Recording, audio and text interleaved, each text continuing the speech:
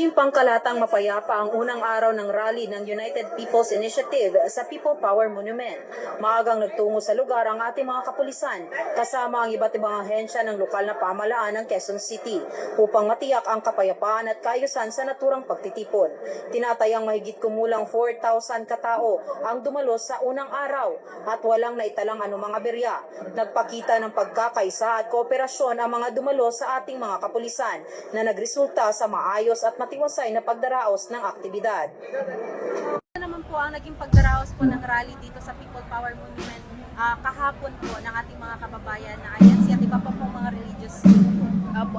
So far, naging maayos naman po yung pagtatapos ng pagdiriwang ng kanilang programa kahapon na peacefully dispersed naman sila after 10 p.m. as approved doon sa permit nila. So naging maayos po yung kabuuan na pagdaraos ng kanilang rally.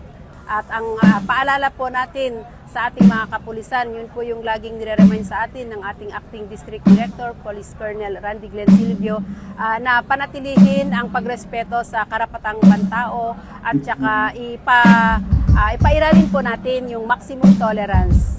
Magpaalala na rin po tayo na nakikita natin na parang matindi po yung sikat ng araw, kaya mag-ingat po yung mga participants, magdala po sila ng mga tubig nila at panangga sa ulan or sa araw.